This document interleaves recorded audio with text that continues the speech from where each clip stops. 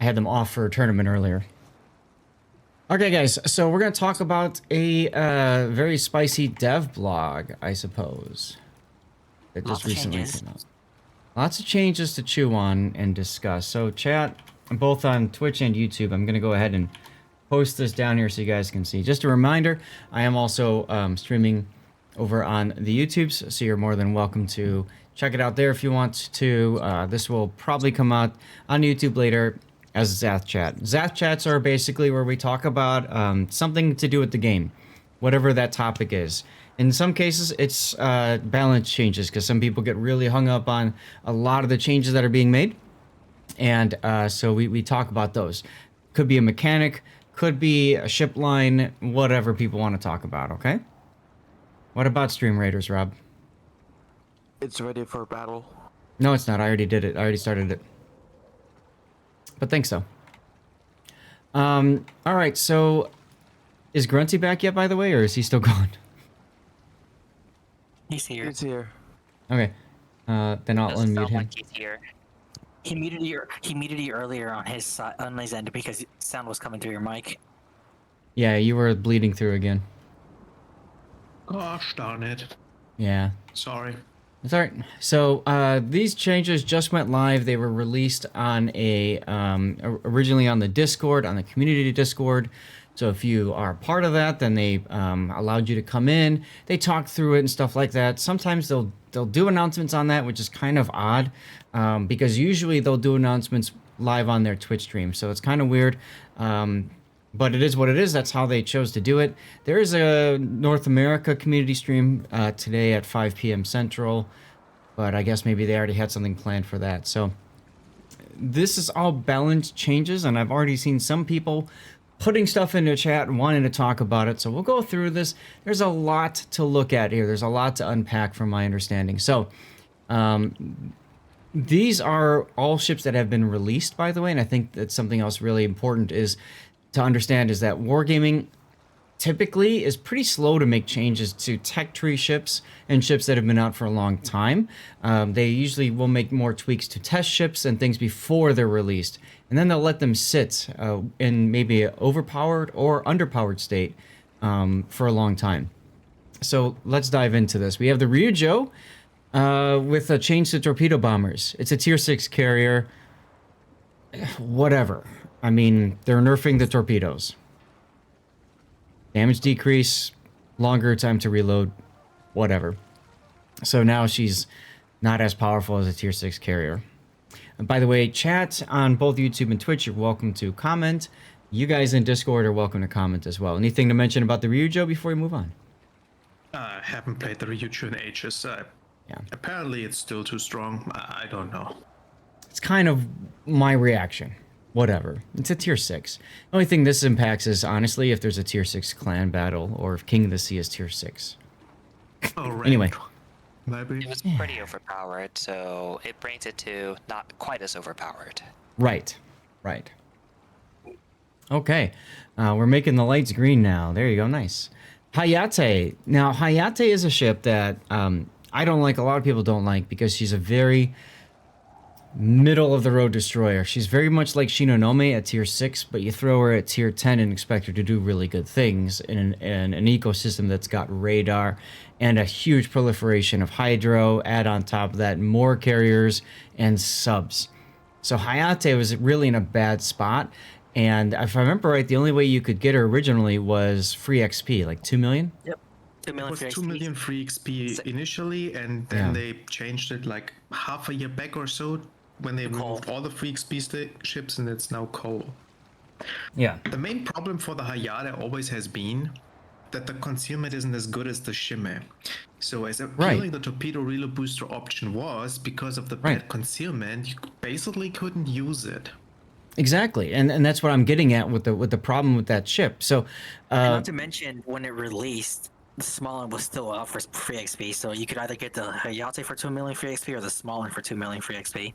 And that's exactly what I wanted to say before Grunty went into the details of the Hayate, but you're right, exactly. Smallland was the better option, right? Smallland was hands down the better choice. The only reason to get the Hayate was if you really like that lacquer camo. Cthulhu, they were both available at the same time. I'm not quite sure if one came out slightly before the other. No, they released them at the exact same date. Got it. Also, I did the math for the reload change. Mm-hmm. That with the reload mod, that gets down to 3.3 seconds. Mm-hmm. And then if you take Fearless Brawler, that gets down to 3 seconds on Oh, those God. guns. Yeah, I wouldn't yeah. though, Let's take because you have to Hayate and smoke 'em. Fearless Brawler. That thing. Oh my God. Full Anyway. gunboat build now. I think what you do with this ship, you still spec it full torp, but you profit now from having the actual really, really good guns together with the smoke and the reload booster. Yeah.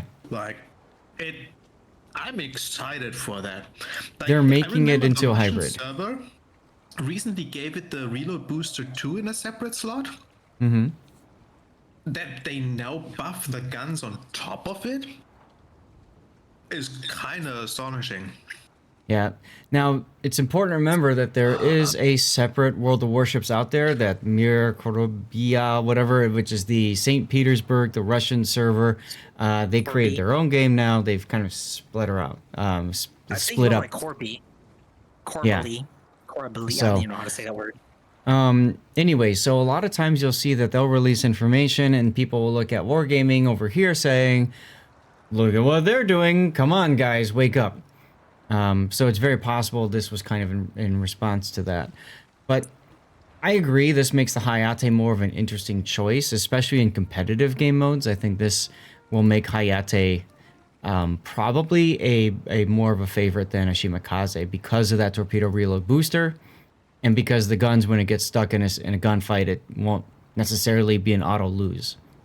Like, this rivals a gearing now. Mm-hmm. Like, massively rivals a gearing. Mm-hmm. Yeah, it's going to be an interesting choice. Torpedo-wise, Grunty, what are the torps on it? 10s and something else, right? No, they are the 12s from the Shimmer. Okay. Okay. Also, I double checked because of a comment Cthulhu made on the chat. He is right. The Hayate released. Hayate did not come first. Rather, Smallin came first, and then it was Hayate. Okay. Smallin came first. Smallin arrived on the 13th of March, 2020, while Hayate released on 28th of April, 2020. Cool. Really? Yep. Thank you for looking that up, Pog. And Pog GNC, thank you for the follow. So let's move on from the Hayate to the next one. This is the Sekiryu, which is the super carrier. And we see a massive nerf to torpedo bomber damage from the tacticals. And also, the rockets have a pretty decent nerf too. Not as much damage and 2% less fire chance. That's actually pretty significant, I would say. I always said it, if you're really good at carriers, the Sekiryu was the strongest of the super CVs. Because of the torpedo Was bombers. probably the hardest ones to play, but technically the strongest. So, and I kind of like that they're only changing the tacticals and not touch the regulars. Yep, I was just going to mention, remember, this is a standard carrier too, so it's got the regular torps, AP dive bombers, and rocket squadrons. I feel like the tacticals were strong to begin with, considering you have an unlimited amount as the battle progresses. You don't have to worry about losing them. Yep. I'm going to try to pause. I'm going to try to snooze the ads. We'll see if we can. I don't think there's anything else to talk about the Sekiryu. Yeah? No, we're good. All right. Really. The Clubsun. They're finally doing something to the Clubsun. What are they doing? They're not fixing the Clubsun. Wow. Okay. Now, I called the Clubsun. For those of you guys who don't know, a tier 4, it's probably the easiest destroyer to seal club with. You sit and smoke. There's a gun upgrade for it that doubles the barrels on it, which is just a no-brainer. And that's the problem with the Clubsun, but they're not fixing that. They're just going to change torpedo reload time. This does nothing. The clips and torpedoes are used for YOLO rushes.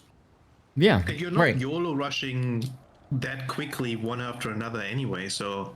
No, exactly. cares? What Clubsons do is they sit and smoke and farm. They hold down left mouse button and they just set things on fire and whatever. So that's not a fix to the Clubsun. But okay, that's fine. Whatever. Thanks for trying, Wargaming. Appreciate you.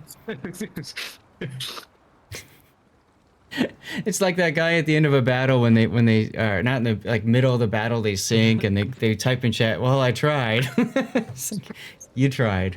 All right, anyway. Something. Moving moving along. The California, one of Putin's favorite ships, now gets buffed even more. You've got 2 second less reload time. Nice. And then engines, acceleration time for forward and reverse was significantly reduced. Oh. Acceleration settings are similar to those found on Kansas, Minnesota, and Space Shuttle Vermont. Okay. I like it. So basically baked in prop mod? Yes, but it also says and reverse. The prop mod does work in reverse too, but only from the point where you're sitting still at 0. Okay. So going from 0 to negative, the prop mod works. Going down from like 20 to 0, it does not. Okay, right. So this is baked in prop mod then. Okay. Can you take propulsion module on it right now? I think you can. Let me double check. Let me just find it wherever it is. You probably can mount it. The question is, how well do they stack if you use both? Is this actually noticeable? Yep. I expect does have Zorkiy to I actually have get a on propulsion on it right now. It might free up the slot for damage con or rudder shift or whatever.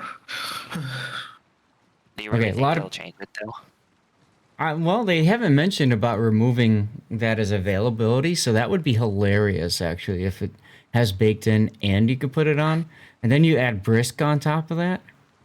You just speed up immediately and slow down immediately. That actually probably will make it a fun ship. You're like, I am speed! Oh, wait.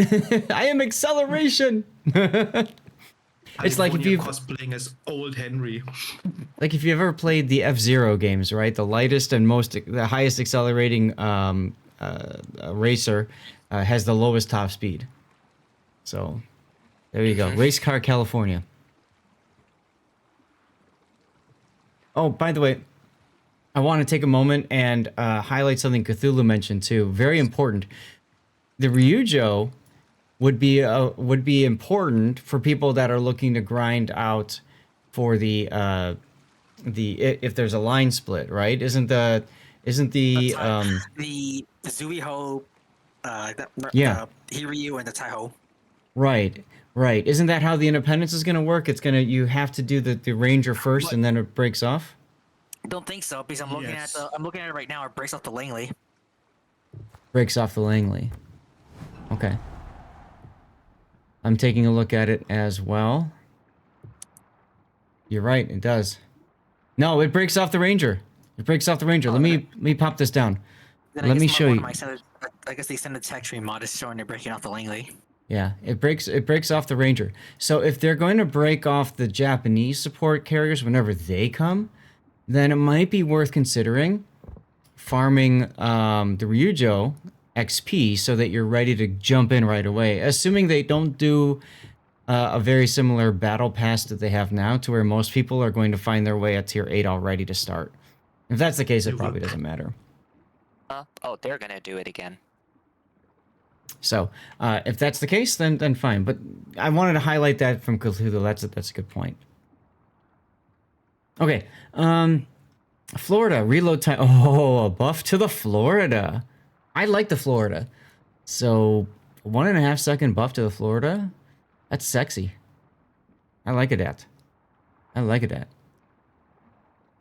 Indianapolis buffed as well. Did the Indy really need that? Yes. I say Why so. not? What's the reload on the New Orleans? Checking that right now. 10.5. 13 seconds. 13 seconds base. Oh, it's Yeah. actually much worse than. Mm-hmm. So this is trying to bring it closer to parity with the New Ordeal. Unfortunately, remember, Indianapolis does have the radar as well, so it's got the extra utility of that. You guys might have remembered I played her in ranked and had some pretty ridiculous games. This would allow me to be even more ridiculous with her. So I'll take it. So wait a second. Indianapolis now has the same armor as the New Orleans as it's got buffed. Now it gets the same reload, but it gets the radar on top. Mm-hmm. Okay. What happened to trade-offs and downsides. Can the Prince Eugen now get the reload buff to match the The hipper? hipper? Yeah. Yes. We shall see. Well, looking So- at the armor schemes, the Indianapolis has a more larger area to hit that's exposed for the Citadel compared to the newer deals, Zath calls it. And I think the turning Citadel- radius is a little bit higher too. And the Citadel box is a lot bigger on the Annapolis. Mm-hmm. This is Yeah, true. so that's This is the- true. That's defining the balance change then. So, for those of you guys who don't know much, let's go ahead and take a look at that real quick. The Tier 7 American cruiser, Indianapolis. So, armor layout. One of the big things about the Indianapolis is this rear section right here. It's just this big flat area. It's perfect for trapping shells that come through and then boom, right into the Citadel. Because you don't have to worry about the deck armor. It's just 13 millimeters. Let's drop this for a second here. Boom. And then you go into the deck, boom, and then explosion. So here's the Citadel armor deck right up there. The other thing that this does sometimes is actually kind of trap shells and force them down and in instead of like through. So that's the problem with the Indianapolis. You compare that with the New Orleans, and you can see it's a much smaller rear area that can do just that. 57, I think is it 57 again? No, this is actually a little bit thicker deck armor too. Interesting. Did the Indianapolis get her bow strengthened? So her bow is 25. Go It look used to at be newer 16 deal. I think about a year ago. Yeah, so she also has the stronger bow. I think the bigger thing too is the maneuverability. So New Orleans, 6.9 second rudder shift time, 660. Okay, I have propulsion. 6.9, 660. Also have propulsion.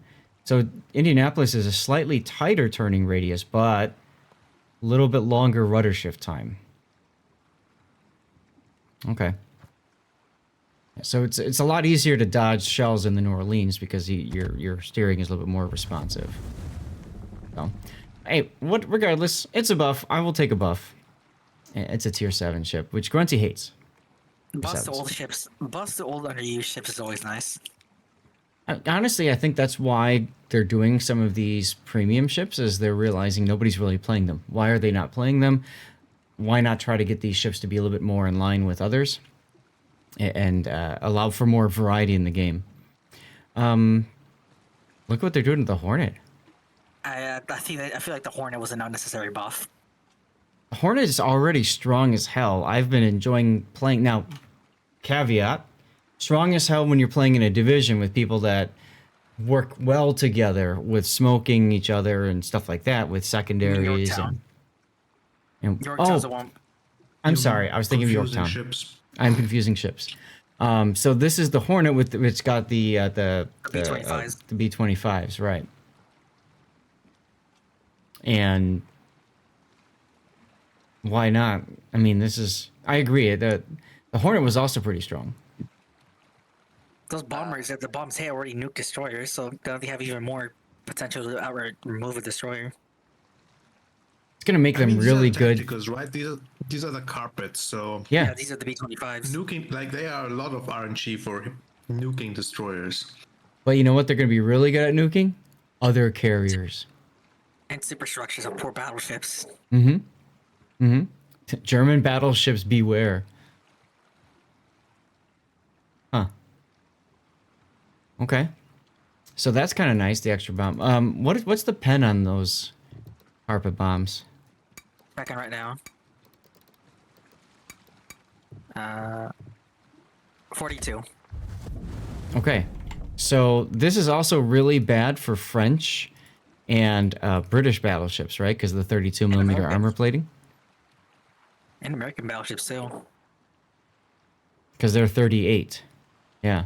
Like they are HE bombs, so like that 700 increase in damage is Not like much. 200 per bomb extra.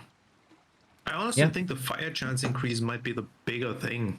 4% more. They Sure. can't non-pen the bombs, so they don't have the fire chance. Or they don't have the fire chance. Have it? I can't speak. Yeah. Say what now? They since because when you get a non-pen with bombs or shells, it cuts the fire chance in half, right? No. Doesn't it? I thought it did. The How Stuff No, Works it's video not says. IFAT. Right. The How Stuff Works video says that if it's a shatter, any hit has a chance to start fire. That percentage, and that's it. Yeah, I was but confusing it with something that's else. like the longest, one of the longest serving myths in World of Warships. Mm-hmm. For the longest time, I thought shatters ruined your fire chance for some reason. Okay, and I just realized, hold on a second. Maybe that should be fixing? No. Hornet has 0 one-shot potential for destroyers with those tacticals. It's not happening. I mean, the destroyer's going to have to basically turn and take 4, 5? Even 4, like, is like only 10,000 damage. Mm-hmm. Like, you'd need like at tier 8, like 7-ish, 8-ish bombs. And with that reticle it has, like, that's impossible. Okay. Still hitting four bombs is going to hurt his health because most But of you them don't have hit heals. 4 bombs, you hit 1 or 2. Like, the off chance you do, you nuke it, you hurt its health, doesn't have a heal. You ruin its potential to be able to be more risky. You can Okay. reasonably hit 2 to 4 on a good drop, and destroyers will hate you anyways. Right. They hated you before. They're still going to hate you anyway. That's a good point. Just try to be an Akazuki and have one of those kind of come at you.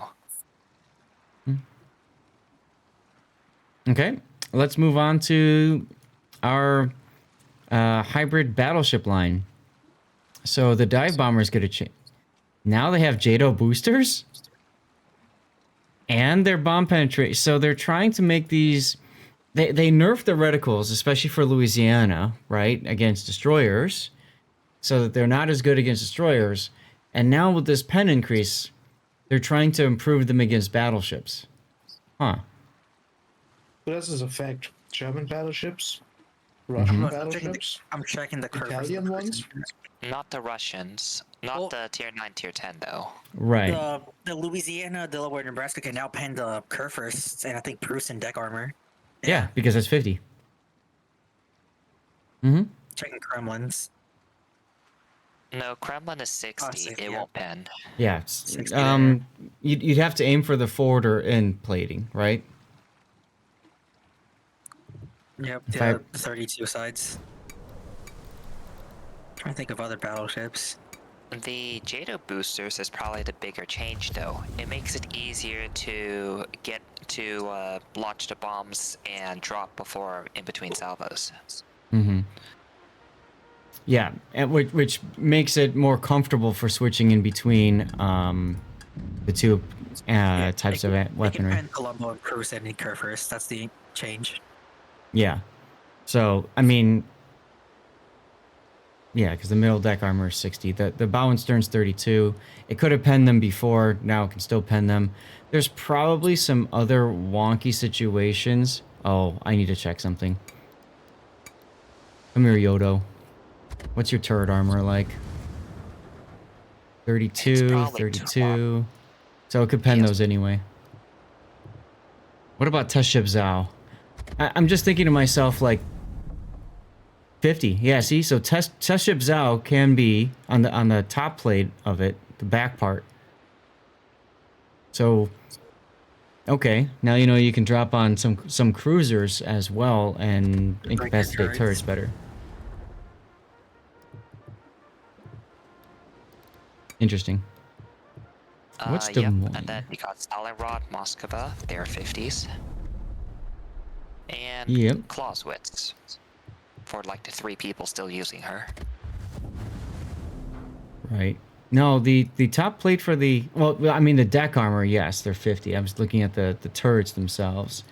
Just trying to get an idea of, can these bombs also pen turret traps? And you know, you can take some time and try to look through all of them. Where's my Des Moines? I think I just had that The up. point is 102. Yeah, so you can't pen those with the bombs. It'd be hilarious if you could, right? Because now you can kind of counter those in a sense. What about Wushta? 76. The spirit of 76 intensifies. Anyway. Is it a coincidence? I think not. I think not. Let's go ahead and bring our browser window back up. I agree with you though. The JATO boosters is nice. That'll shave what would you say? Maybe 3-4 seconds off of a run. That sounds about right. About Yeah. 5 seconds. Okay. So quicker delivery of bombs. Go back to your guns. Shooty shooty. Annapolis. 57.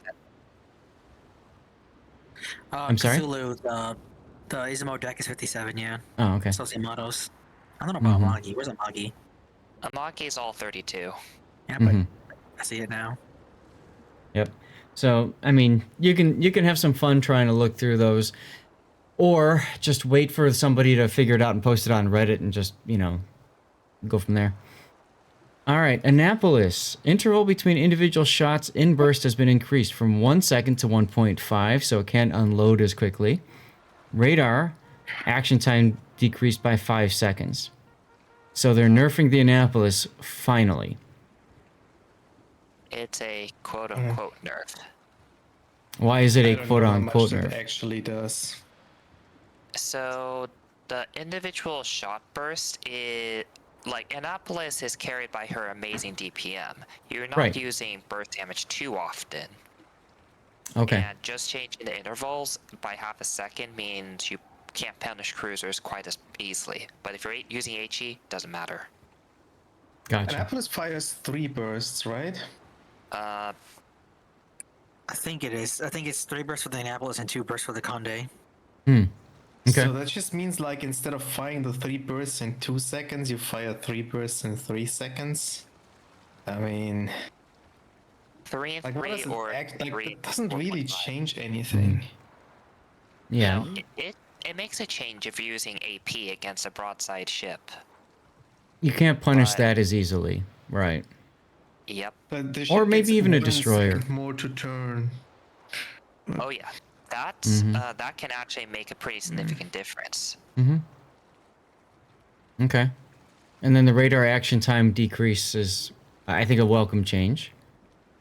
But It's 5 seconds. Most of your shots are going to be most of your damaging shots are going to be within the first 10-15 seconds. Extending it is nice for team play, but not really doesn't really change all that much. Yeah, I think so too. Like, if you're raided for 35 seconds straight by an Annapolis, you're probably dead anyway, unless you manage to get behind an island into cover where nobody can shoot you. And in this case, it doesn't really matter.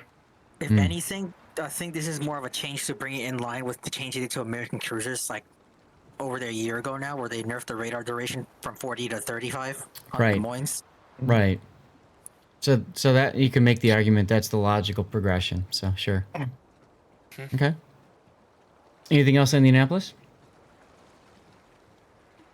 All right, let's move on to the sus. Tactical torpedo bombers damage reduced by a pretty hefty margin. This is a bigger nerf than the tacticals. Sekiryu. I was Yeah. supposed to say, can you go up to the Sekiryu? And That's like 1,500 damage compared to. it's about the same. It's similar, yeah. Let Okay. me pull out my calculator because I don't want to do math. Yeah, you guys go and both figure out the lost about- percentages. They both lost about 2,000. 1833 loss on the Sekiryu versus 1367. Yeah, but Oh, no, you gotta no, look at the sorry, percentage 40. difference. It's probably a similar percentage change. Yeah. There is a 366 damage difference between the Sekiryus and the sus change. Yeah. But like I said, the big thing you do is you figure out what's that percentage difference, and then what's the percentage difference up here. Once you figure that out, I think that's a better way to compare the two of them. 7,500 divided to 9,333.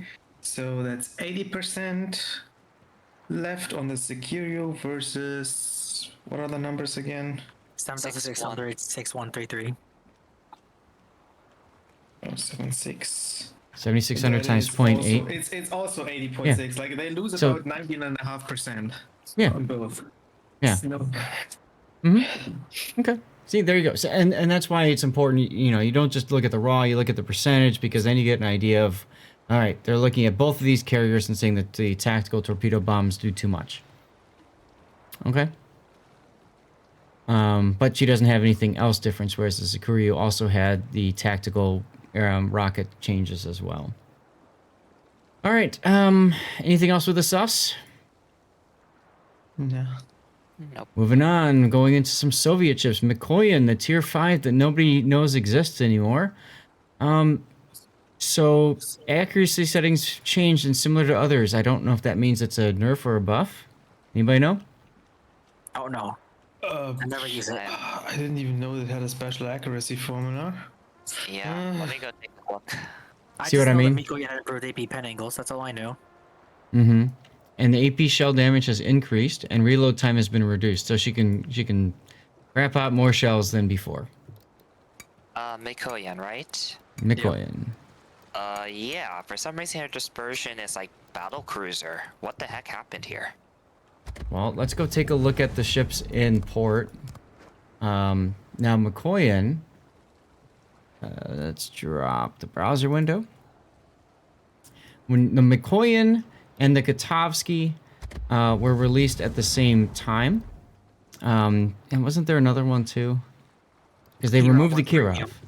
Right, Kirov went to premium. and replaced Katovsky, or was replaced with Katovsky.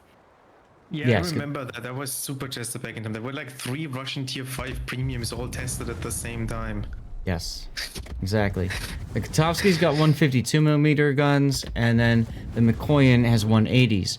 The difference, though, is that the Katovsky has 4 turrets, right? 4 twin turrets. The Mikoyan has 3 twin turrets. So that's probably why they gave Mikoyan the better accuracy, because she's got lower volume. No, Mikoyan has here's the worse reason. accuracy. Oh, it's the worse. Mi- I'm sorry. The Mikoyan actually has improved AP pen angles. Yeah, as similar to the Okay. Russian heavy And cruisers. heavier shells that deal more damage. Mhm. And it's a rather stealthy platform for a Russian one. So I think to balance that out, they gave it worse dispersion. Okay. But now they're changing that, and they're going to give it the same dispersion as the other cruisers. Which is fair. It already has very little gun. It has 6 guns with a long reload at tier 5. Right. I mean, it has better reload than the Kirov. But yeah, less guns, obviously. I don't know. But, again, whatever, right? It's a tier 5. How many people are going to be like, oh, let me pull out my Mikoyan right now? You know? The 2 Mikoyan mains are gonna rejoice. Yeah. That's what I triple McCoy and did after this. That's how it Oh, you worked. know, you know what's going to happen, right? People are going to say, all right, now it's time to leaderboard the Mikoyan. Right? And then they're Because- gonna get death struck by a battleship. Because it's that has still been super Russian buffed so they could... Warships. You were expecting an armor buff? Doesn't look like it. Possibly worse durability at tier 5. Well, No, she's a they're premium not gonna ship. So. do armor buffs because armor buffs mean they probably have to remodel stuff Mm, instead of just changing values. that's a No, very good the point. plating This is is- easier. Plating is fine, but they probably think the guns are kind of crap, which they are. Mm-hmm. I All think right, everyone well- used These to guns, make these yellow. guns are gonna be super good. Like they're gonna be the best guns at tier 5 for a cruiser Oh, by a large margin. Like That is kind of the that's kind of the Russian cruiser, at least the mid tiers. That's their kind of specialty. They're good guns, explodes if you look at them. Yep. Yeah, your Citadel is still 35 millimeters on the Mikoyan. Mm-hmm. You can get HE Citadel by pretty much anything.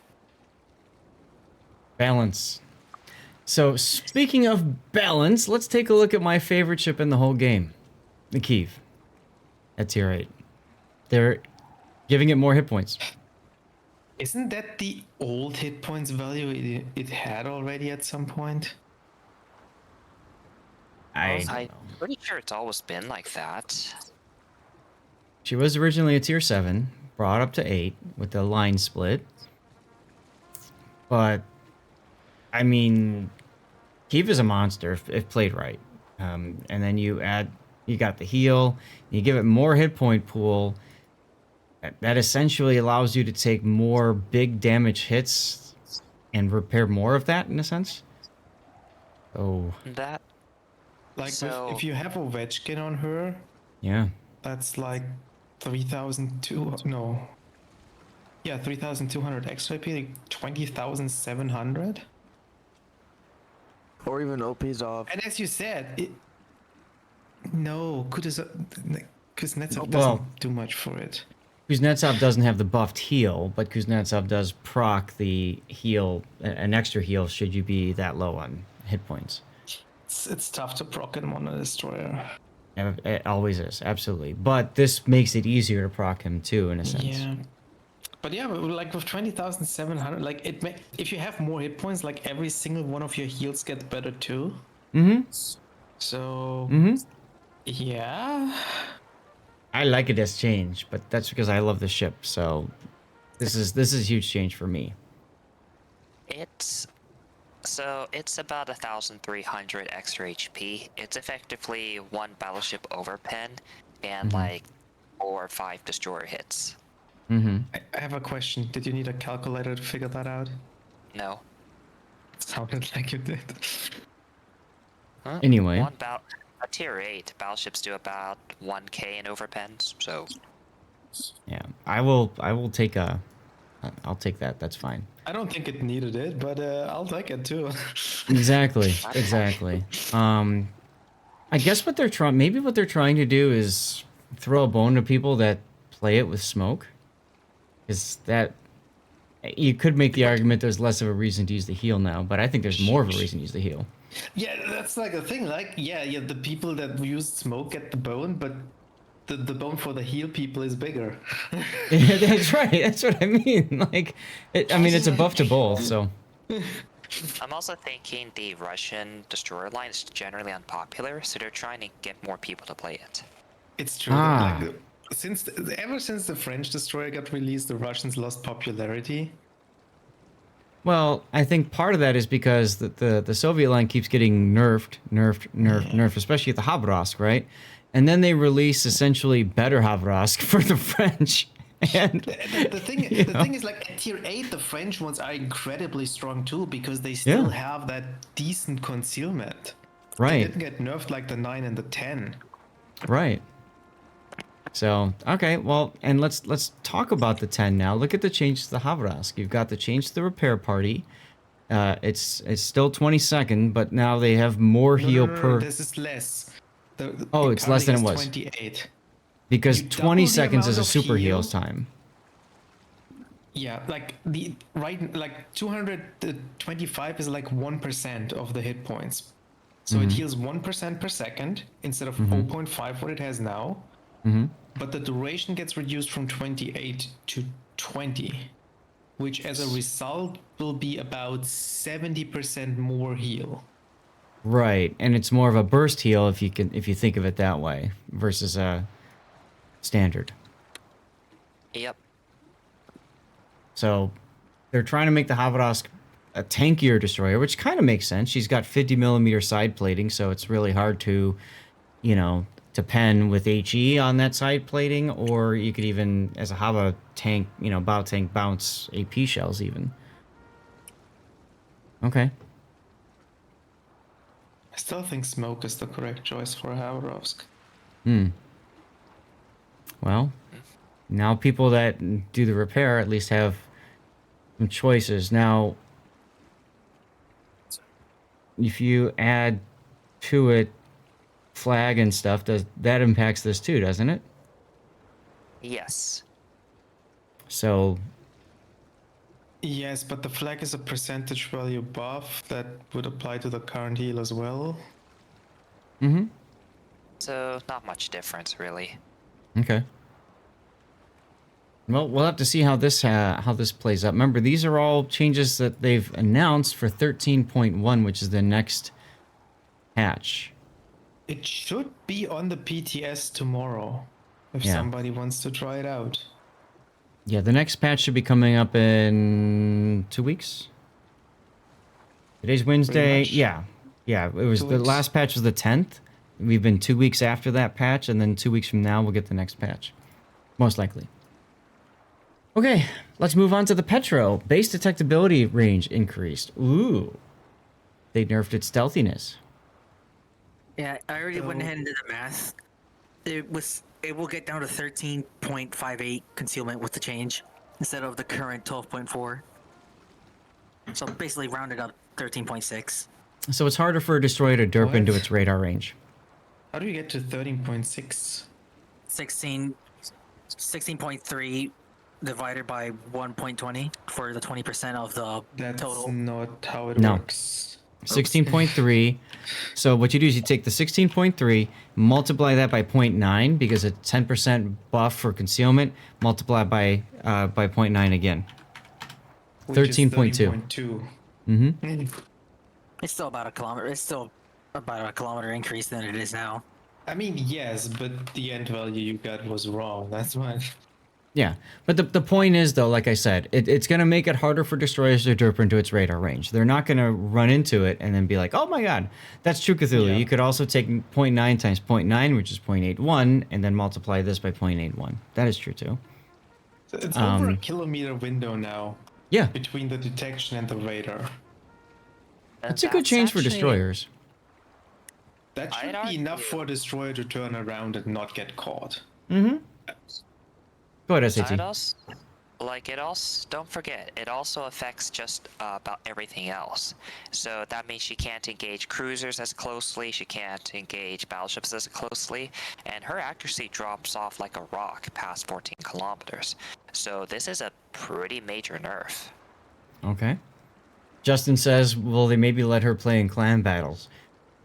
Yes. I don't see why they wouldn't. Yeah, they typically limit her, but I was gonna say, yeah. they rarely ban her. I think the bigger question is, will they let her play in COTS? Because she's also one, if I remember right, was also limited in King of the Sea. So. Mm-hmm. All right. Shall we move on?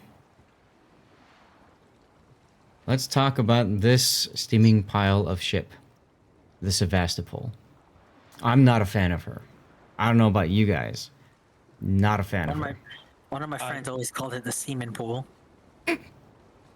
Concern. Goodbye, family friendly stream. I have Goodbye, no monetization. opinion about her. I don't have it. Zath called it a steaming pile of crap earlier with the actual Of slayer, ship. so. Of ship. Anyways, Oh, so the big semen thing pool. There we go. the big thing about the Sevastopol is that she's got a heal that lasts for a very long time. So the hard thing about her is learning when to use that heal, because a lot of people will wait until, and I do this too a lot, you know, that you get the maximum healable damage and then they trigger the heal. But the Sevastopol heal lasts for so long, a minute and a half, that people have to learn, they have to be trained. Okay, I'm at about half. Now I need to hit it, knowing that more damage is incoming. And that's really hard for players to understand. It's really hard for me to understand too. So they're changing the characteristics of the heal. They're reducing the action time to 60 seconds. Now, they're not changing the amount of hit points repaired. So that's an actual nerf, but they're making it cool down quicker at a minute faster, so you can use it a minute sooner again for your next heal, and they're giving you an extra charge of it. So those two are buffs. So they nerf the action time by 30 seconds, but you get one extra of it, and you can use it 1 minute sooner, which, in my opinion, it doesn't resolve the problem. But The issue is, like, if you have your not a dedicated cruiser captain, but your regular cruiser captain for this, you're gonna have superintendent, which means you have 5 charges instead of 4. So that's 20% more charges, but you lose like a third of your heal power, which the mass itself is a nerf. But when you look at the numbers for the action time, the cooldown time, I'm not convinced you're even gonna be able to get 5 heals off in a battle. Probably so that not. extra charge you get is kinda wasted in most cases. Well, so it's just a flat nerf to the amount that you can heal. it makes it so that you don't need to take Superintendent. Think of it that way. It frees up 3 points to put someplace else. Heavy AP, for example, Yeah. but it also means you kind of need that dedicated captain for it to profit from it in some way. Yes, but this ship plays so differently anyways, you're probably going to want to have a dedicated... You're not going to just take a Petro captain and throw it... I mean, you could, right? Well, I mean, why not? Whatever. Like, I would use a Petro captain for it. You probably spec heavy AP. And I think Yeah. with the Petro is you want the Superintendent there, especially if you use the unique upgrade. Exactly. And now you can't do that anymore. Right. It's... So, I don't I mean, like this change. I think it's still a steaming pile of ship regardless, but at least they're trying something. Again, the Sevastapol, you have to train yourself to spam the heal and not, you know, not try to maximize the amount of points you get back. That's the hard thing about that ship, and very few ships play like that. Like, I even saw Sevastopol in King of the Sea last season, and I'm thinking to myself, why? It was terrible watching it. All right, shall we move? One more please. thing about the heal. Okay. So with the old heal of 90 seconds action time, like, yeah, you think it's a nerf to the amount of HP you get, but I think you're assuming you get the full duration repair each single time. Right. But ask yourself, it's 90 seconds. Mm-hmm. So how often are you actually going to use all 90 seconds heals? Most people are dead before the heal's done, the first one. Yeah, either they're dead or it gets or you use it too early, and it's extremely hard to time it. So by reducing the action time and cooldown time, it kind of makes it more spread out, so it's easier to get the full amount. Right. It's harder to make those mistakes of saying, gee, I wish I would have held, or more importantly, gee, I wish I would have started it earlier, because now I have 3 minutes to wait till I can use my next heal. So, yeah.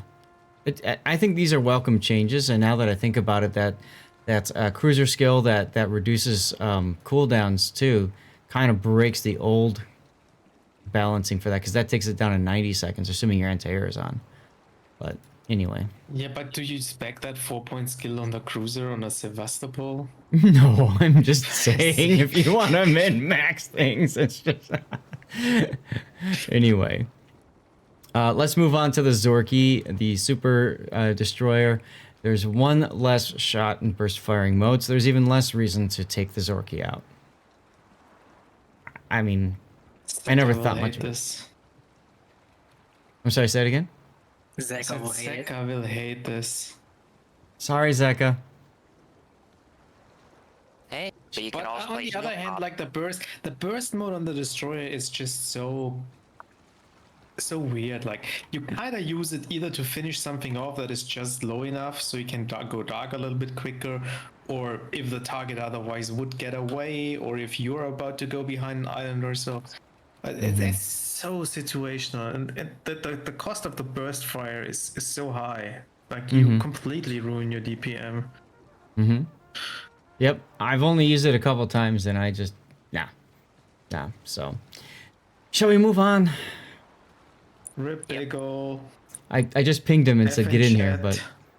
but yeah, everybody just F in chat for Big O right now. His favorite carrier is, well, here's the deal. I don't even have to look at this. The fact there's a giant paragraph after tells me they're doing something big to it. So let's take a look at it. One less rocket, 20% larger aiming ellipse. Hello there. That's one less per... Hey, there you are! Big O, have you seen these changes? No, what happened? What did I Oh, miss? your Colossus is getting clobbered. Here, I They just took DM'd you the big link. hammer. We're talking about it right now in a Zath chat, so keep it family friendly. But she's getting whacked. She's being whacked as being very polite. Walking is playing whack-a-mole, and they're using more than one hammer. So they're increasing the size of the ellipse. So they're making it so that the rockets are more spread out. There's one less rocket per plane, And they're making it so that the amount of rockets guaranteed to hit close to the center is reduced from 50% to 33%. So the ellipse is bigger, the dispersion is bigger, and there's fewer rockets all done at once. Wow. Yo. So 18 rockets, you drop 15. Mm-hmm. In an area that is bigger. Wait, I need my math. So 15 instead of 18, so that's a reduction of 16%, right? Yeah. Well, 1 divided by 6. And then they make the ellipse 20% bigger. Yep. So that The brings point the is, it's total going to nerf be... like So no more death strikes, basically. They're reducing its effectiveness, especially against cruisers. Maybe you could even make the argument against other carriers as well. Yeah, I would argue, like, if so, a little bit of mental math in my head. I think that reduces the amount of citadels you get per attack by about 50%. Mm-hmm. Well, guess it's time to quit. I wouldn't do that, go that far, but I think they're taking your favorite toy and, yeah, they're throwing a grenade into it. Zath, I think you should share some of your dirty water with Big O. I don't So, drink.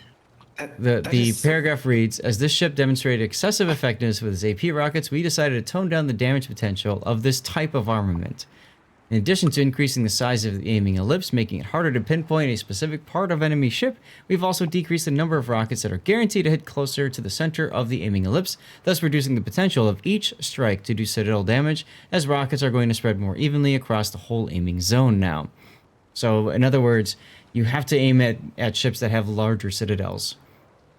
Like, cruisers are larger citadels, I suppose. That last sentence basically means the bad carrier players will now get more hits for everybody else.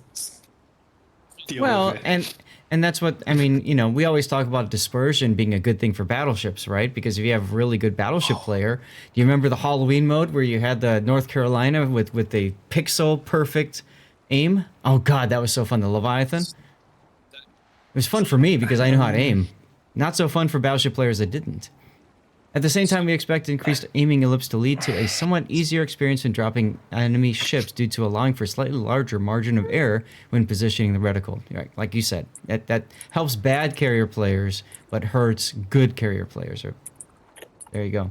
This is just like Colossus is a one-trick pony with the AP rockets. Like, I get it, they might have been too strong, especially against players that don't know how to play against them. So I kind of understand what they're trying to do here. But I think the Colossus needs compensation in another way if they nerf the rockets like that. They need to buff the other planes. I would agree. They need to do something else to it. And frankly, I think what we're going to see is people like Big O stop playing the ship, at the very least. And I think maybe that's part of their goal, is to make it a little bit less rampant on the battlefield. But at the same time, if they go too far, obviously they'll have to buff it then. Is that a challenge? Colossus is dead right now with these changes. Like, the rockets is the only reason to play the ship. And now the rockets are... Yeah. Question. What is Malta getting? Well, yeah, we'll get there. It's on the list. Falcon says it's like buying a nice car and a year later they take back a wheel. I would say it's like buying a nice car with like a 6-cylinder engine and then recalling it and changing it to a 4-cylinder without anything else. Good luck. Or Wait. A 4-cylinder and one of the cylinders is broken. They disabled one of the cylinders on purpose. Congratulations, you have an i3 now. or better yet, you buy a unicycle and they take away the wheel. Question: when is this happening? 13.1. So pull out your ship and farm, baby farm. Are you 2 sure weeks of about that, glory. Zath? Here we go. It's 2 weeks of glory and 2 weeks of Big O using all of his points for replays. AB. So, Well, I don't have points. Uh-oh. You're let's left hope with the the pogo Renabot stick. doesn't start working again this patch in that case. All right. Are we good to move on now at this point? Why are they buffing Duncan? So let's take a look. Duncan, the next thing is the British cruiser line. Battleship line, battle cruiser line. They're decreasing the reload time for the Duncan, and they're increasing the time it takes to reload the consumable by 20 seconds. So they're making it better guns, but not as good heal.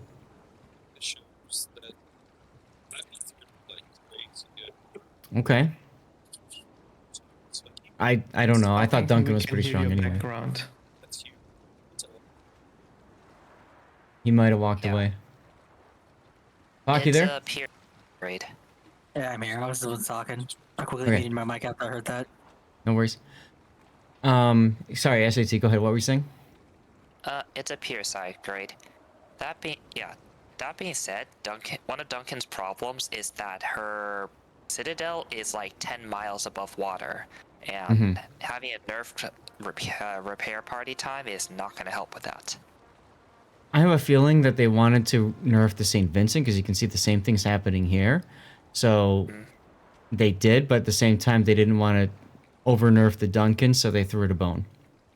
Yeah. I think also what might have happened there is with the recent commander skill changes, the 2 points, like for battleships, that skill that reduces the cooldown of all consumables is a 2-pointer.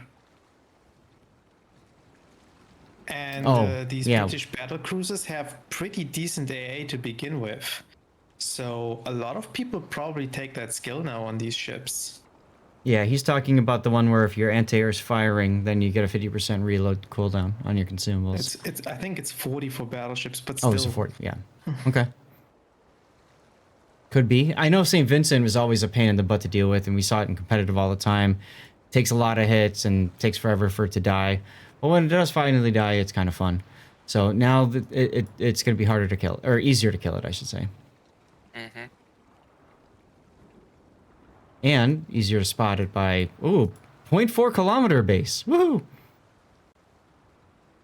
Slightly easier, not much of a difference for a battleship.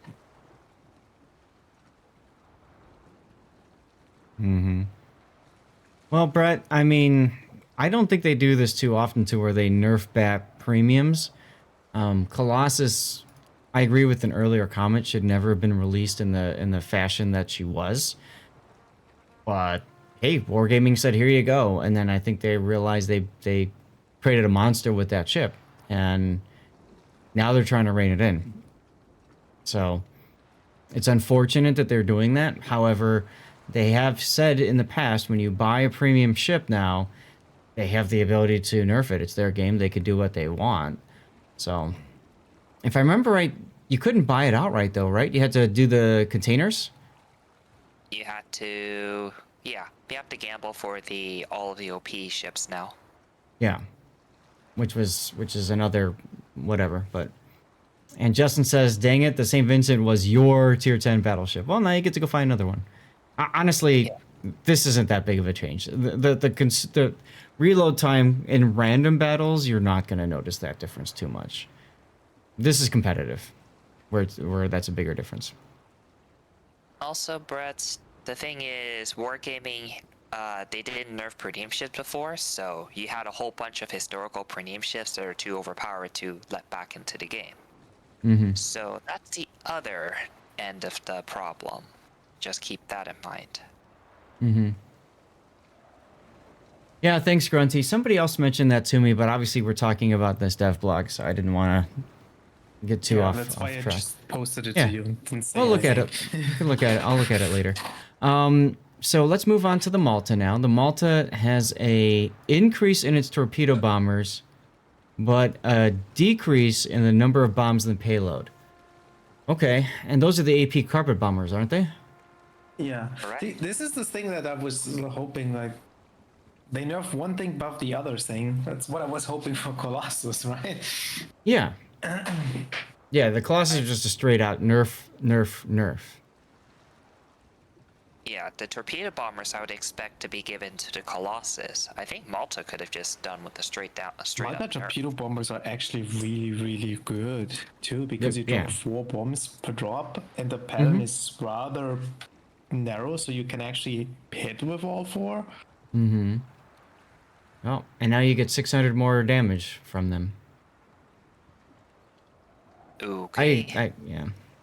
They want Malta to remain one of the most popular carriers. Okay. But you go from 20 for the dive bombs, or the AP carpet bombers rather, you go from 20 down to 15. Yeah. It's nice. That should significantly reduce the amount of death strike potential it has.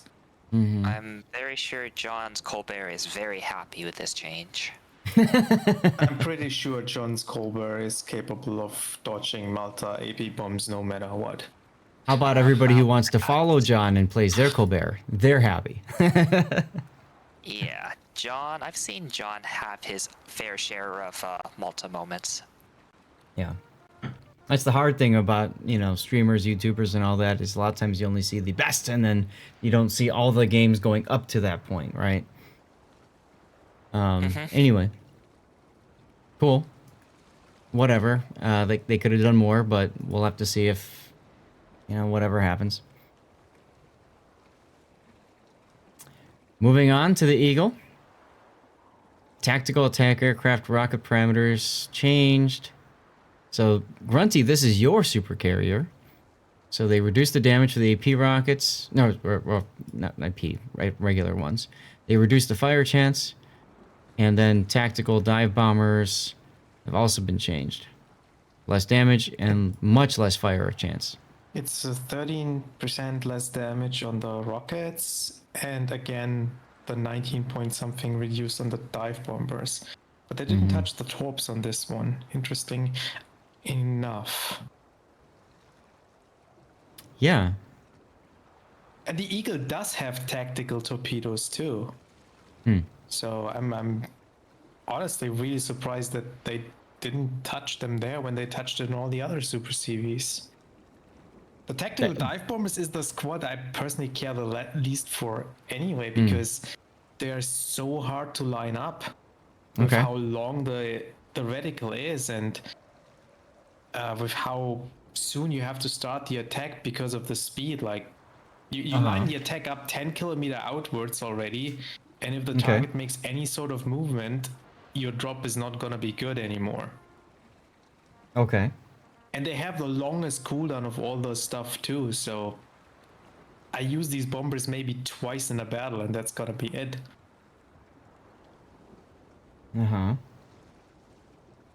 Okay. So that doesn't really matter to you. Now, what about the attack aircraft? The tactical attack. I mean the rocket aircraft are probably the best tool you have to deal with destroyers. But against the other classes, they are not really good anyway, because like they lack the penetration. They had 27mm rockets, so you use them to light a fire or for some spotting or so. The damage on these rockets was never really good. So it's not a big deal. Okay. So these are nerfs to the ship, but not nerfs that are that meaningful. I mean, not to me. Maybe some people play the Eagle different, and for those that would matter, I think they're kind of whatever. Okay. Anybody else, or shall we move on? Okay. Now we have some French changes. Uh-oh, I see Bearn.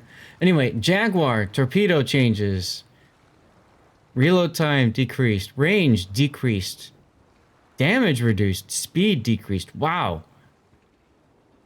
So they wanted to chuck more torpedoes, but be less effective with those torpedoes. Whatever. Yeah, 15,000 damage torpedo at 68 knots at tier 5. That's like kamikaze level torpedoes. It's well, to it pays buff for the it. Jaguar against it's to buff against the bots.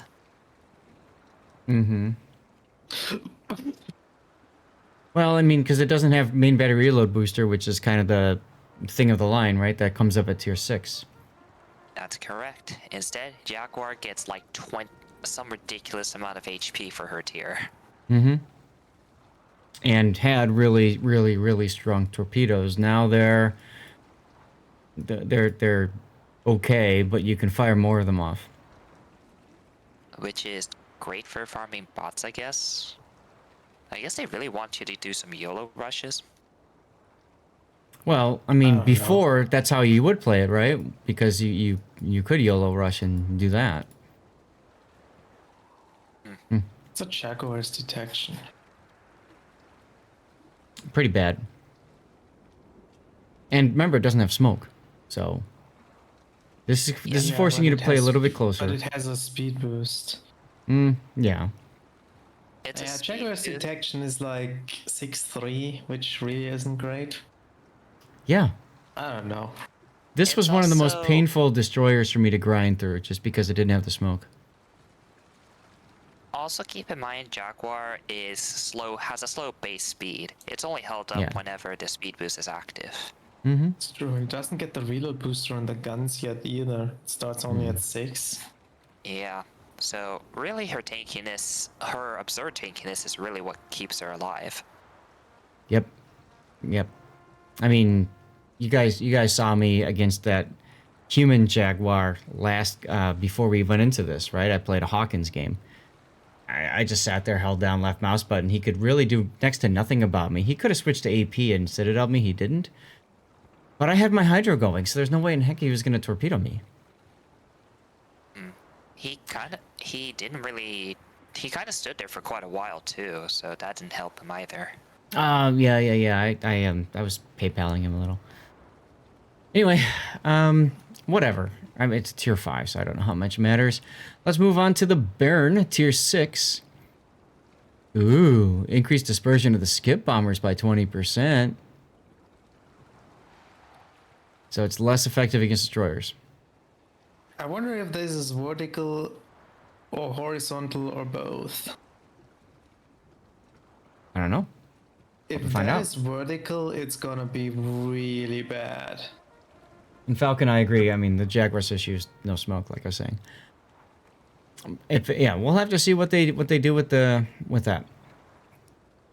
But I can see it. I can understand the decision here because it was pretty ridiculous against destroyers. If you hit 4 of the skip bombs in a destroyer, which is definitely possible if the destroyer sails broadside to you, it's gonna be devastating.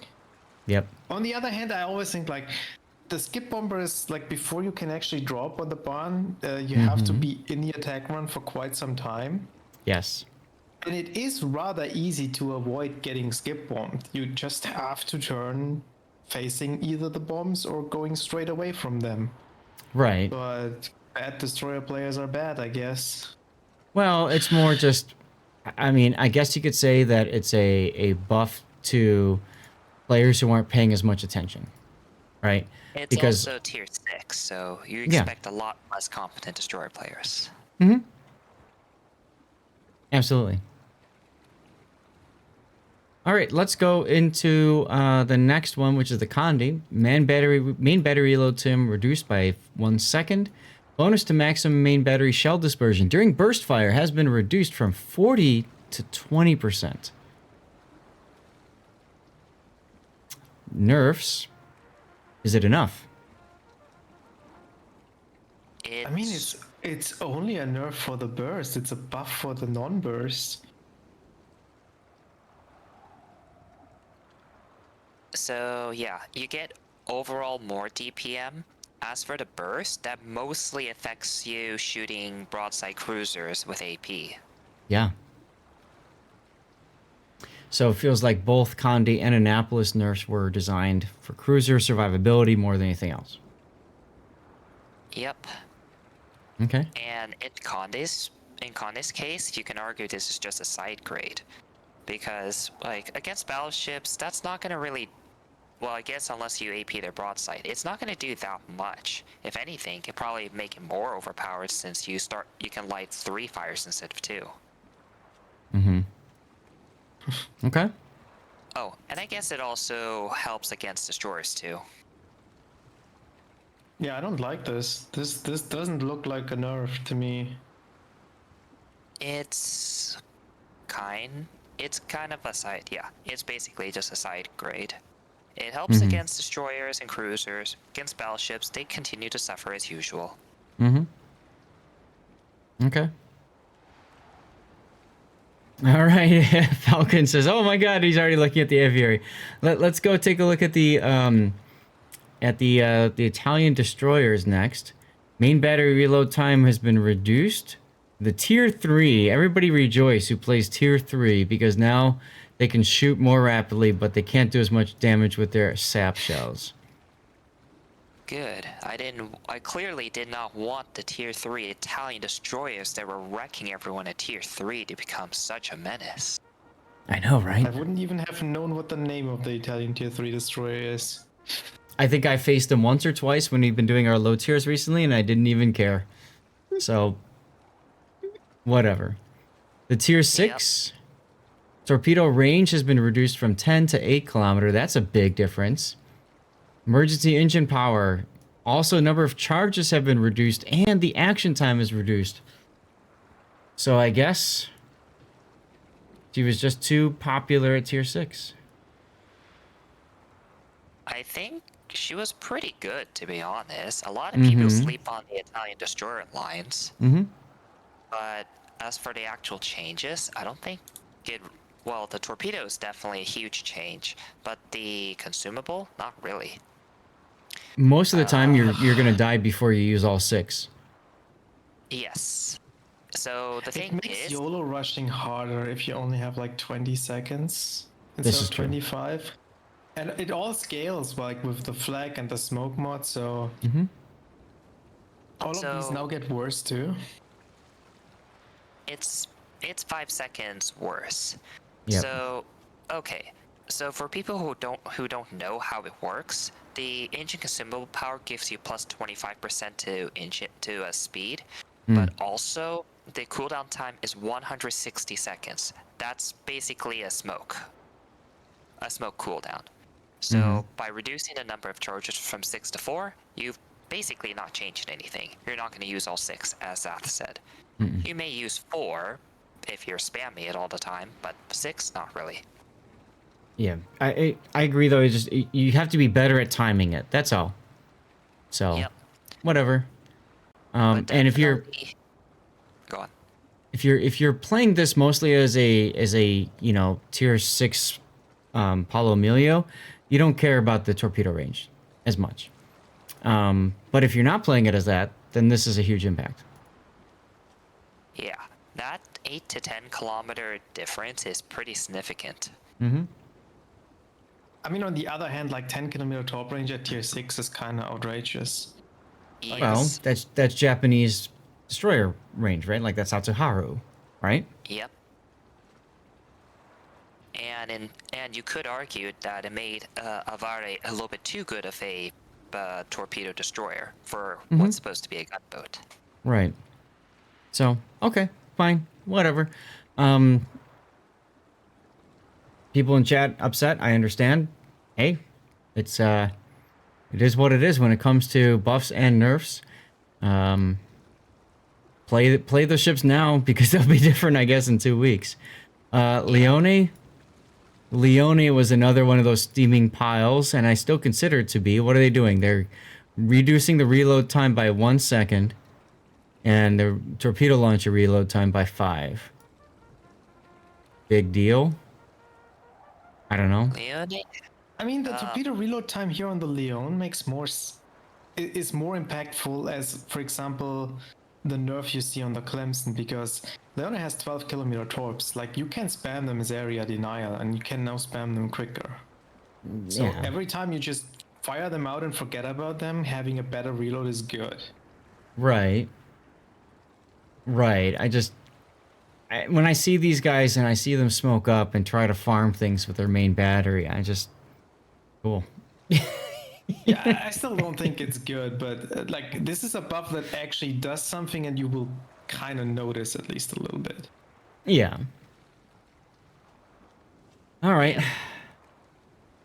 And also, as a side note, Leon gets the longest range torps at tier 6 with 12-kilometer torps. So those spamming more torps is actually significant. Mm-hmm. YOLO versus bots just got more fun in the Leone. That's if true. you Cthulhu. YOLO versus bots, that 5 seconds doesn't matter much. Sure it does. And the main battery matters more too. Anyway, let's move on to the tier 8, the battleship Vittorio Veneto. The Sigma has increased. They're actually making it even worse at hitting things. No, better. No, better. That's right. That's better. Okay. I was taking a moment to just think of to me like, because remember that this battleship line was released at the exact same time as a certain commander skill that was removed. Remember that one? Deadeye. If you are not detected, you get, what was it, a 20% buff to your dispersion or something like that if you fire while not detected. Yeah. And so they test when nothing's within your base concealment range. You're right. So they tested these ships out, right, with that, and then they adjusted accuracy values because of that, and then they removed the skill, and they didn't change the battleships at all. So it's just like you just made a line that's dependent on a commander skill that was bonkers, worse. So congratulations, thank you for that. So they're doing something. They're throwing a bone to accuracy. They're reducing rudder shift time for the ship as well, so they're making it a little bit more dodgy. That's kind of nice. I'm not sure that is enough. Like, I dread having an Italian battleship on my team. I love some of them. Not the Vittorio. It's a much needed change for the Vittorio because she's one of the worst tier 8 battleships, and this will make it more bearable. Monarch continues to suffer in a corner. Kind of interesting that they... I'm just grouping them together now. It's interesting that the Lepanto didn't get any changes to the Sigma. I was just going to mention that I found was very, very interesting. Like, and Lepanto Sigma is, I think, 1.6, like, so it's bad. Lepanto also gets 12 gun, so you can argue it's already pretty good. Right, and Cthulhu talking about accuracy through volume, right? Basically, forget the Sigma change, buff the reload. I don't disagree with you there, Cthulhu. That might have been a welcome change for the Vittorio. Hell, maybe even for Lepanto, but apparently they think the Lepanto is okay-ish, but Vittorio Veneto and the Cristoforo Colombo needed a little bit more. I'm curious, though. Firing angles for the aft turrets increased by 10 degrees. That makes it so that the turrets will fire 10 degrees sooner in a turn, right? You can fire forward without... you need to show less sight to use the rear guns firing forward. Right. That's what I mean. When you're turning to unmask your guns, you don't have to turn as much. I don't know what the firing angle is because these rear turrets are 360. I know, I'm thinking about that too. It doesn't put the value on it. Okay. It's 32.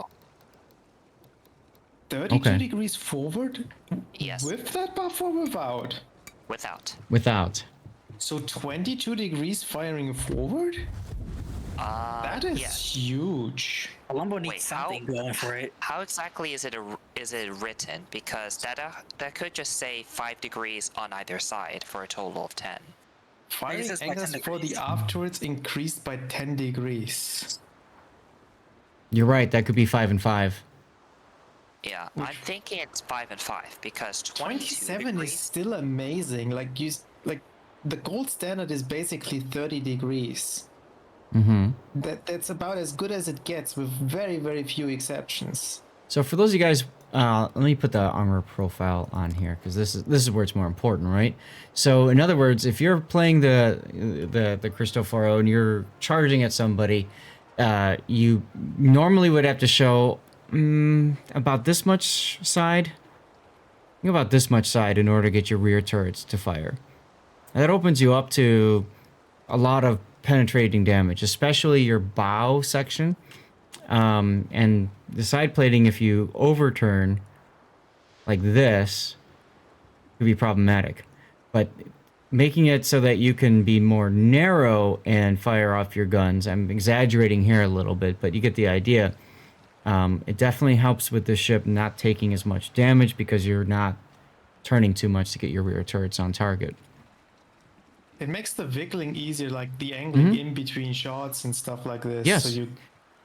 And you big brain it, you add on top of that the rudder shift changes. So yeah, you're absolutely right. It's going to make it easier to wiggle.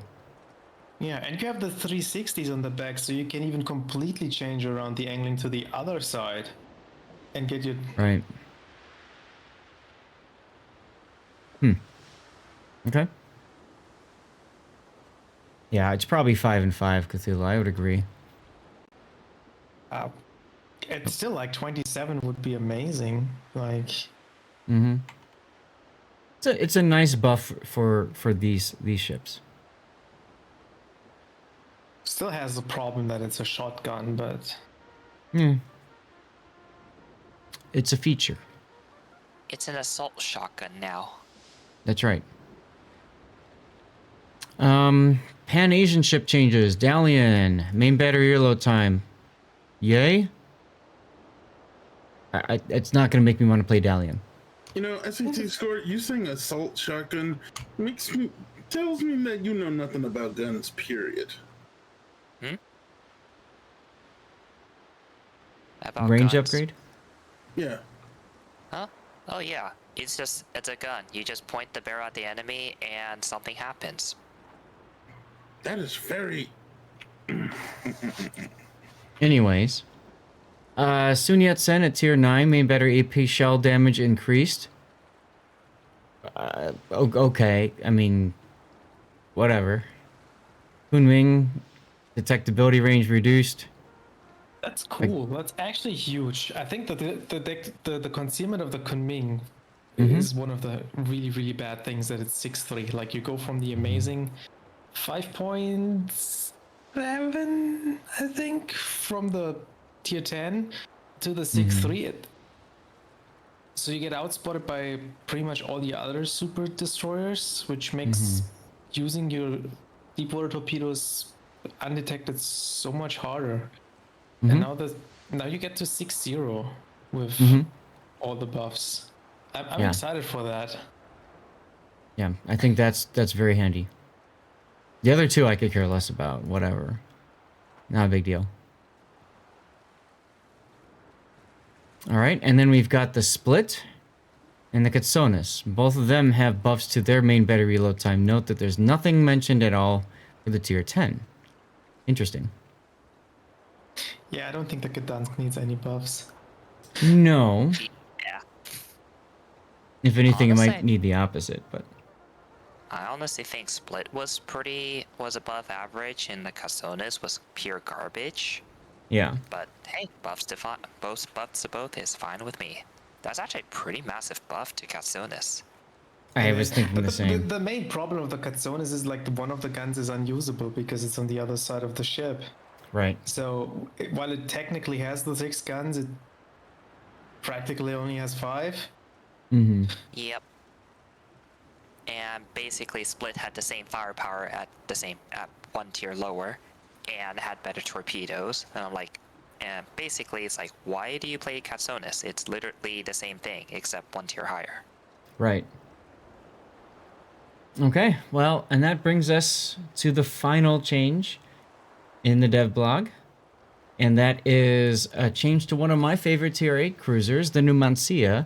They removed the increased shell dispersion debuff. Now, this ship, for those of you guys who don't know, the Numancia has really good concealment, extremely good concealment. You can get on the side of battleships like Massachusetts, and they can't hit you with their secondaries even though you're in their secondary range because you are so well concealed. Just think about that for a second, okay? You get on the side of cruisers at that kind of range, you unload at them with your burst fire. It's 3 salvos burst fire, and originally there was a debuff in the dispersion. So you use that burst fire, and your shells are less accurate while you're bursting. Now they just removed that, so they made it more accurate. I like that a lot. As a Numancia lover, enjoyer, I like that a lot. It's kind of nice. Yeah, Kiev and Numancia are your buffs, right? Oh, yeah. Yeah, baby. Mine are Kunming and Hayate. Mm-hmm. What's Chat's Hayate's- favorite change? Yeah, I was actually going to ask you guys that exact same question. So, Pak, what do you think? What's your favorites? As someone who just tries to make the Colombo work, my favorite's the Colombos. I think this is a nice change. Yeah. I really want the Italian battleships to work. I like the Italian ships. Okay. But Colombo is a struggle. SAT. There's so many good changes, it's hard to really pin down. I have a couple that I don't like, though. Such as. So, Annapolis, slap on the wrist.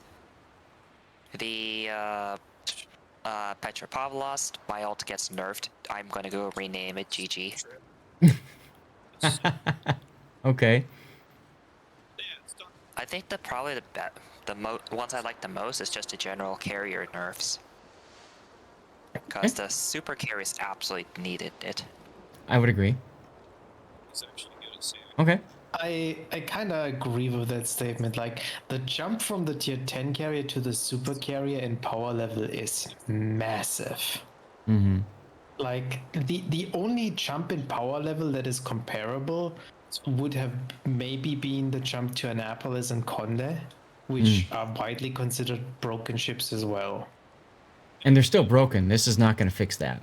So I don't mind that they nerf the super CVs.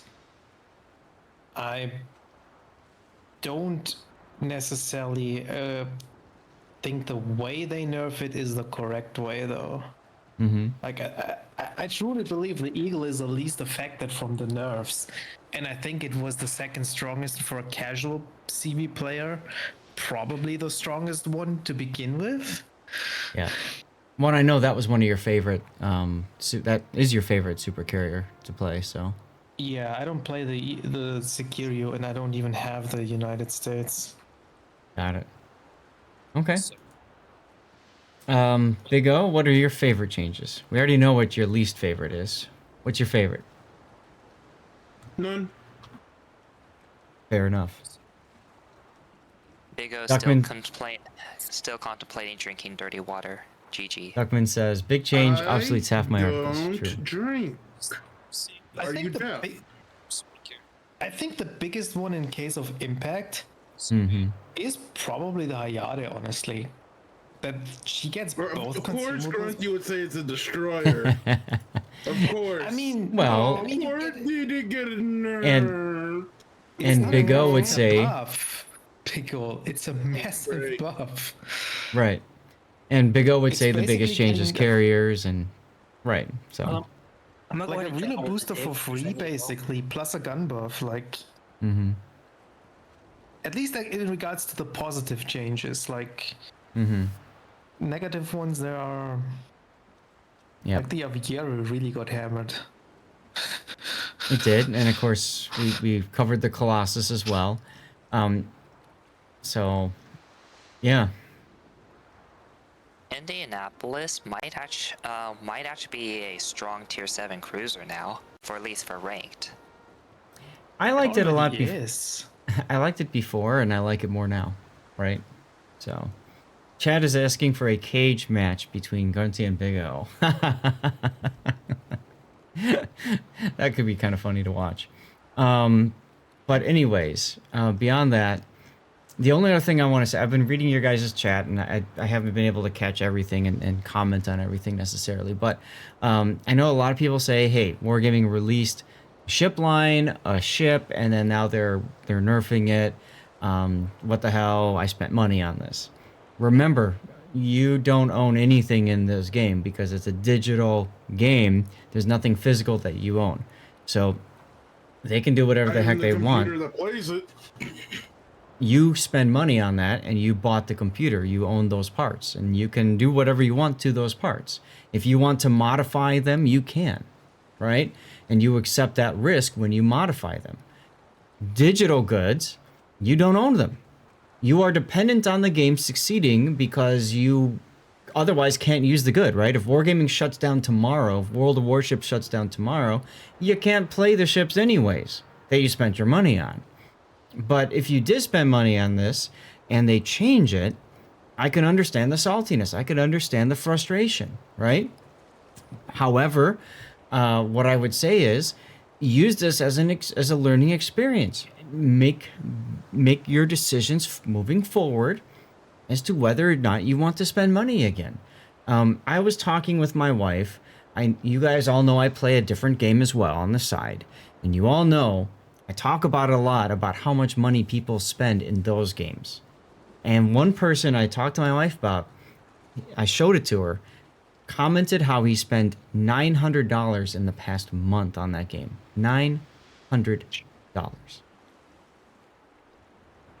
And I'm just looking at it like, are you effing kidding me? Like, can I have some of that money? And the response in that Discord was, hey, if you're having a good time, you enjoy the product, and you want to support it, it's your money. You do what you want with it.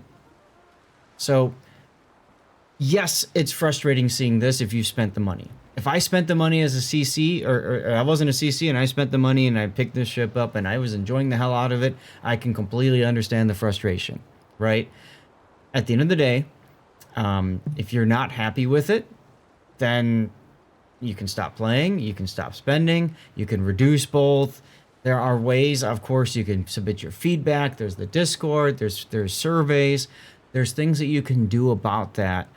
But at the end of the day, they're going to make the decisions they're going to make because that's their platform. It's a game as a service. If they just left it as it was, eventually people would stop playing because they get bored.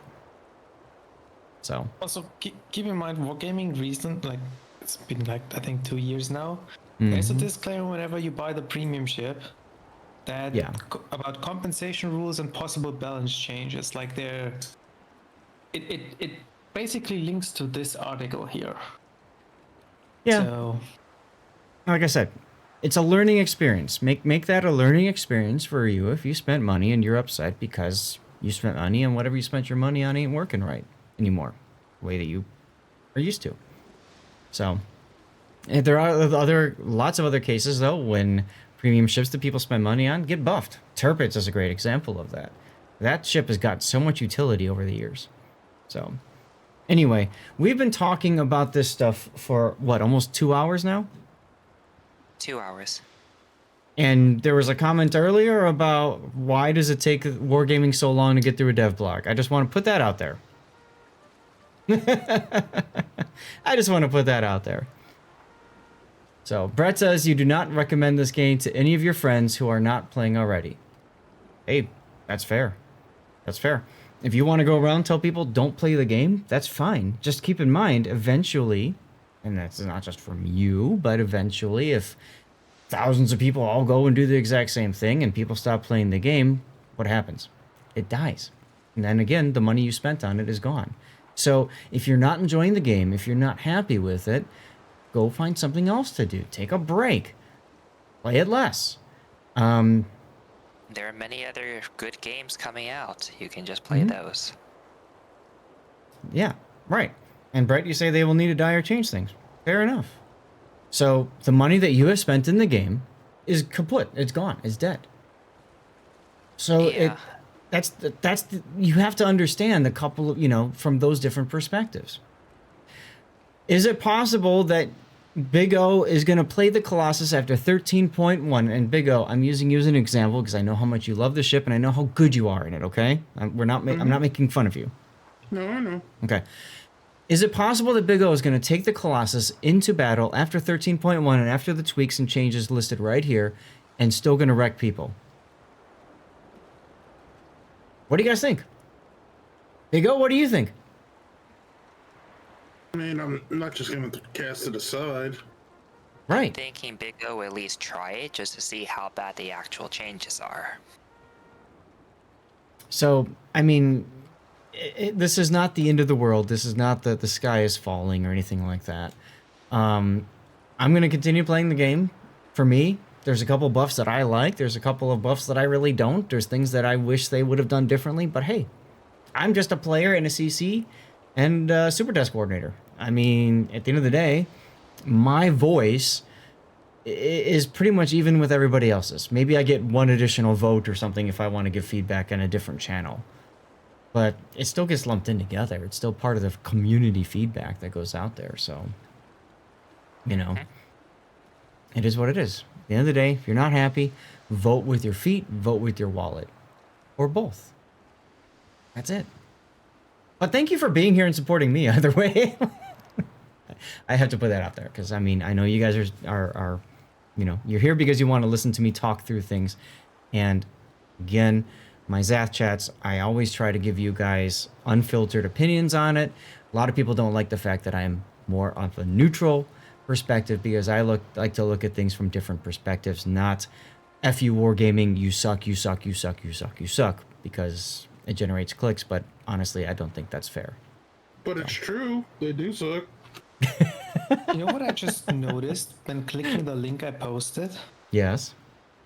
So for ships that can receive balance changes, there under USA, there are submarines listed, aka the Gado. Hmm. There is no submarine listed for Germany. Hmm. Good Did they podcast. forget to put U4501? I guess they did. Anyway, I'm gonna cut this now because otherwise we're gonna spend way too much time, even more time talking about this. 2 hours, good podcast. Thanks, Brett. 2 hours talk. This got to be the longest dev blog Zath chat we've had yet. For good reason, but at the same time, oh my god. I mean, that was the longest dev blog we had in a while.